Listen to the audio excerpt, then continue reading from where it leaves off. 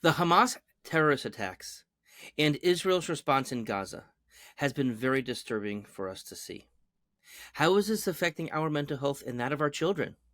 Let's talk about it.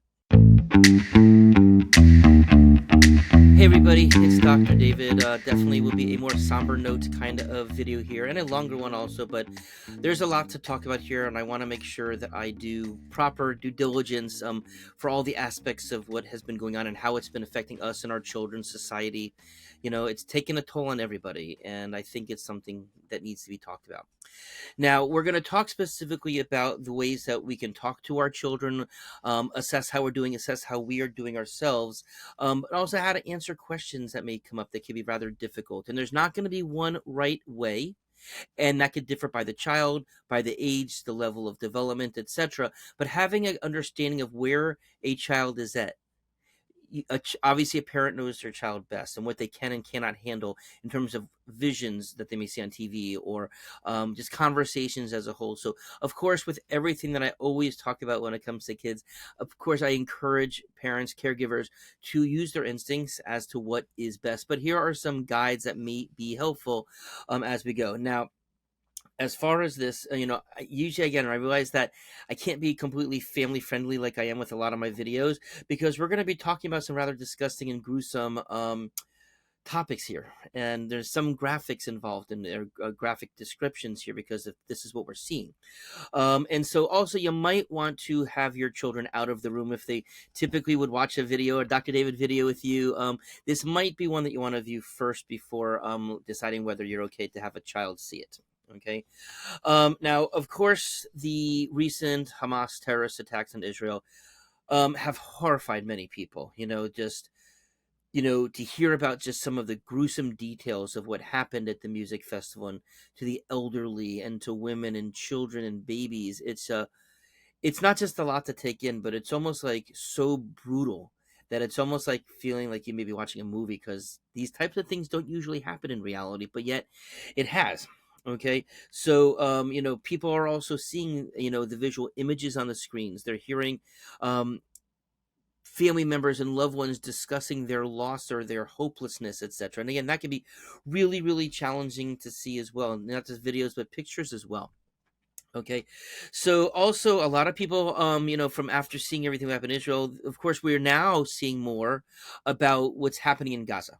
Okay, and obviously, when seeing buildings that have been destroyed, when seeing the consequences of when buildings get destroyed in terms of people, what one might consider collateral damage in time of war, that can be really, really difficult. Israel's hunting down Hamas. They're wanting to destroy Hamas. They're wanting to this evil terrorist group. And unfortunately, when they do hang out in civilian areas, there's going to be civilian losses, and it's terrible. I'm absolutely not celebrating that whatsoever, and quite the optimist. I realize that the majority of people in Gaza do not like Hamas. I talked about that already.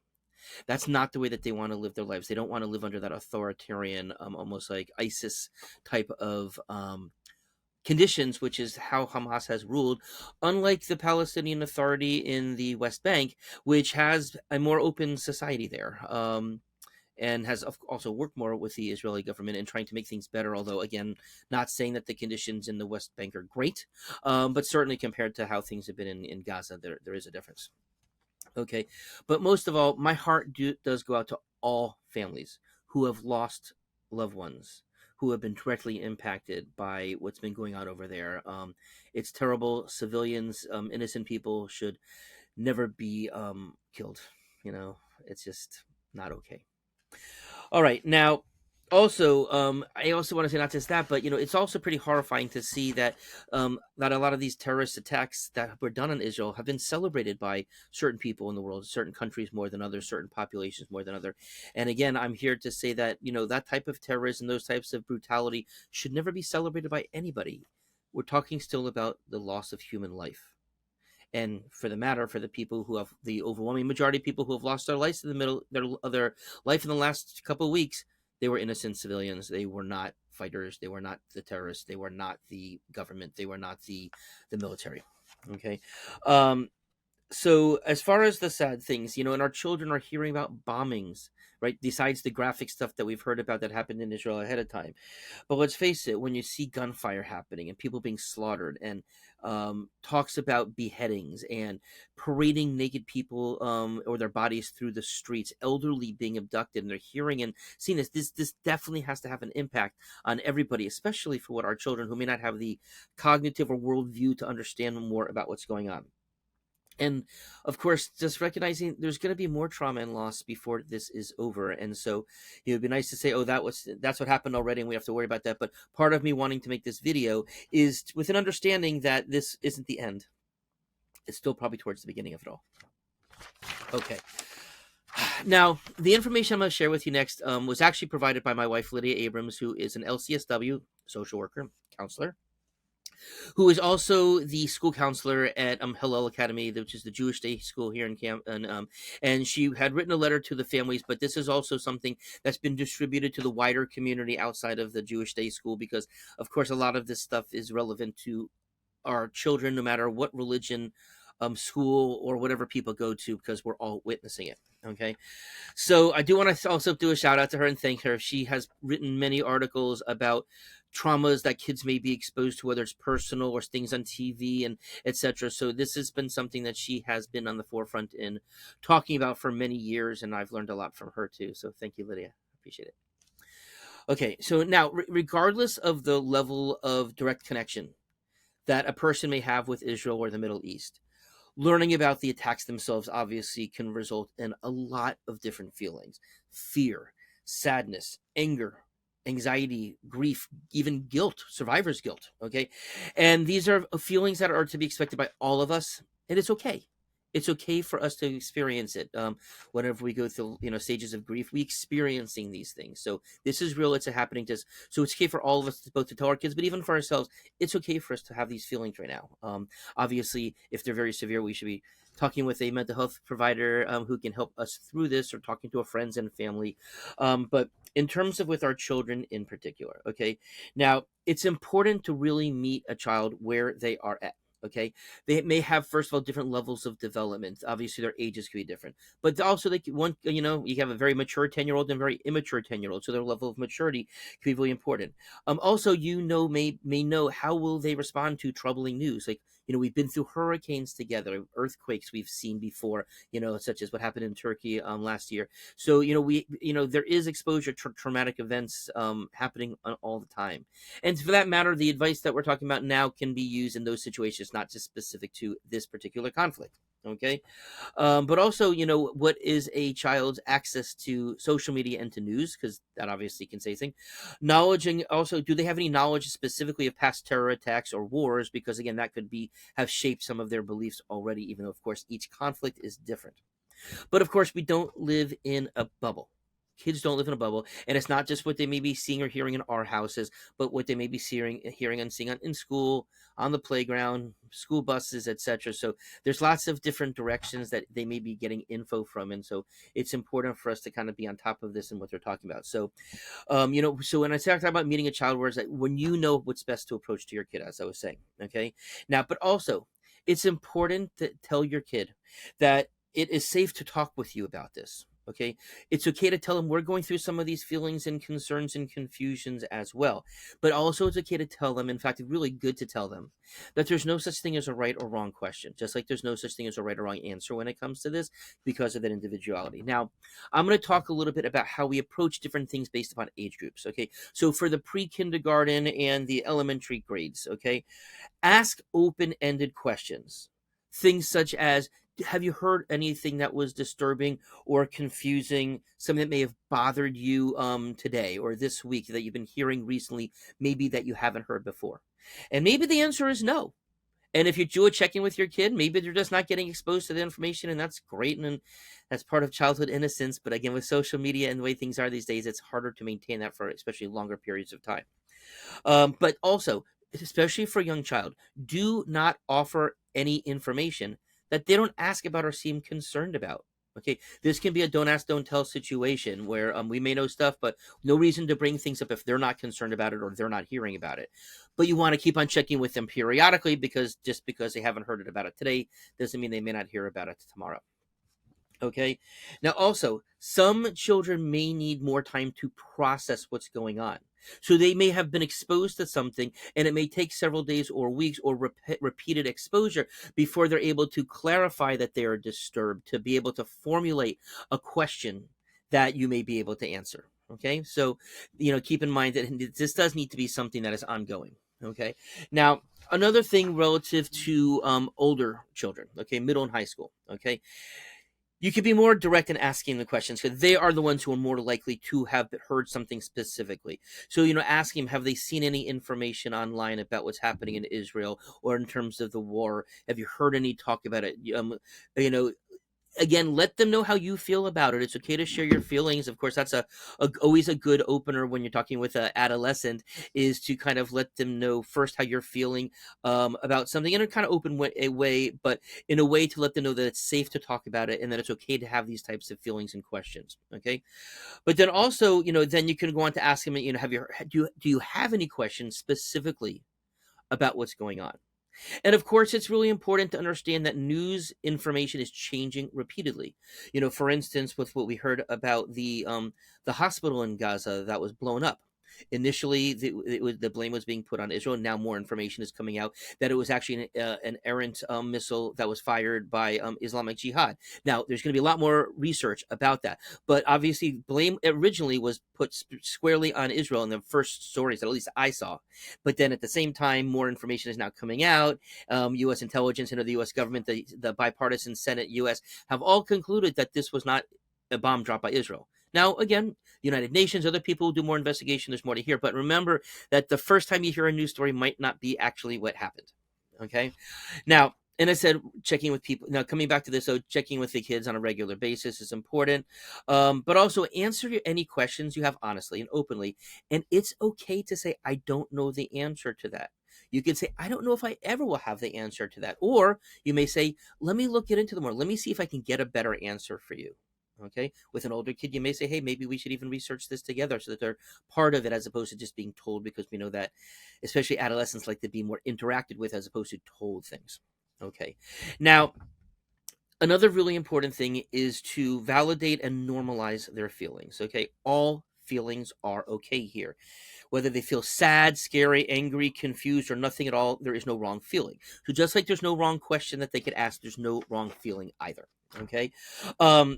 And again, if you're feeling the same way, it's okay to say, hey, I'm feeling that same way about this. And again, also, all of our feelings could change, right? And our feelings may change differently than our kids. So just because we are seeing things the same way now might not be again the way it is in the future. Now, allow your child the space and and just the safety of being able to approach you with any questions. Okay. And again, that's true for the following days, weeks, or months ahead. But there's always being up there. Anything you want to talk about today, honey? Anything anything of concerning with you? Again, open ended. Especially once you've gotten past, even with an adolescent, once you've gotten past the specific questions, it's okay in the future to ask them a little more open ended because they probably know where you're coming from because you had the original conversation. Okay. Now, another really important thing is to look for extreme changes, like in behavior or moods, sleep, or appetite. That some things can occur after hearing about or seeing a traumatic event. And of course, if you are seeing any of those more troubling signs, talk to your pediatrician, talk to a mental health counselor. You want to really nip that in the bud because people can spiral. Okay, that level of hopelessness, and we know that there could be situational depression and anxiety, but we know that for some people, if it's going on long term, or if there's PTSD because of what they're seeing or hearing, that could be a ongoing issue, and we want to kind of make sure that we're not getting into any kind of danger places with where their thoughts could go. Okay, now another thing that's really important is to remind your child that they are safe. Okay, many a child does not realize that the Middle East is almost halfway around the world. Okay, they might not hear about it. We see things on TV. You might think, of course, because of the protests and some of the things that are going on to local communities, there could be things. But obviously, unless you really, really are in a not safe environment, let your kid know that you're protecting them, that the police are there, the our community there, our friends, our family are all there to protect that child. Okay, and that we won't let anything happen to them. Okay, it's really important for them to have that solid base of comfort and safety. Okay, but first, even before going into any details, I would still validate their feelings first, so they know that we are hearing them. That's so important. Okay, but then talk about the different ways that they're safe and secure. We have an alarm on our house. We have a very quiet block, hopefully. There's resource officers at the school. There's security at the synagogue or church or other mosque or place of worship, etc. But also help your child identify people who they may be also comfortable talking to in case you're not there. A teacher, a school counselor, um, a member of again of a religious leader, etc., a community leader. There are lots of people that they can go to, but we need to also empower them to talk to people if we're not around. Okay, that's important. Okay, but also, so that type of reassurance can be really, really important. Okay, now also, it's really important to be limiting the media exposure. Troubling pictures, videos, information can cause anxiety, can cause stress, sadness, in adults as well as kids. And we've seen that already. But we are also now getting warnings that it is possible that Hamas is going to start live streaming and having videos available of execution of the hostages. So there could be something that just like pops up that they may see. Now, most social media platforms will have filters that if there's a particular video or topic that you don't want to see for yourself or for your kid, there are filters. May need to do a little Googling to figure this out, but like finding a video and then clicking it in such a way that where you can set a notification, don't show me things similar to this. So there is that. Of course, parents can use things that are filters that help them keep an eye on what their kids' social media content is, so they can see if they're watching anything or being exposed to anything that could be disturbing or that we're not comfortable having them see. And of course, that's true overall, but specifically to here. Okay. And of course, but if they're doing that, open that dialogue. Hey, obviously we shouldn't be sneaking around our kids. We should always tell them that we, as the parents, have responsibility. We see what you're doing on TV, but we're going to know what's happening in social media as well. So you don't want to be surprised like you're thinking, ha, I found you. You want to let them know if you do see something. Hey, remember when we talked about me being able to kind of like make sure that you're safe and seeing anything? I saw that you saw this particular video. Do you have anything you want to talk about? Do you have any questions about it? Any concerns? How does this make you feel? Okay. Now, the last part here also, make sure that you're taking care of yourself. Okay, I know we all put our kids first. We put our spouses next. We tend to put ourselves like on the bottom of the concern poll, and that's not okay here. Okay, our kids, first of all, they can feel our emotions. They can read our body language, tones of voice. So we shouldn't be trying to hide how we feel overly. Okay, because they're going to catch up on it, and they're going to be like, I don't feel like I'm getting a truthful response from my parents here, and we never want to have a child feel that way. Okay, so if you're struggling with your own emotions yourself, again, talk to somebody, whether it's a professional, a friend, member of the clergy, somebody that you can release it with, that you may be able to come up with other solutions with. Go for walks, meditate, engage in relaxation activities, go for swimming, write a journal, draw. That's another thing with young kids, having them be able to either write or draw things out, or play like play therapy, have them act them out their feelings using dolls or using houses or using anything. Soldiers, if they have little soldier sets, and that's what you're into. So, but it's important that there's some level of release and explanation of what's going on. And also, most importantly, breathe. Okay, remember to take your deep breaths, belly breathing.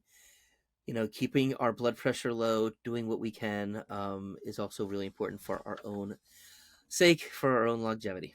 Okay, so I know we went a little longer than usual there, but again, there was a lot to unpack there. So, of course, if you have any questions or comments, feel free to put it into the comments section down below.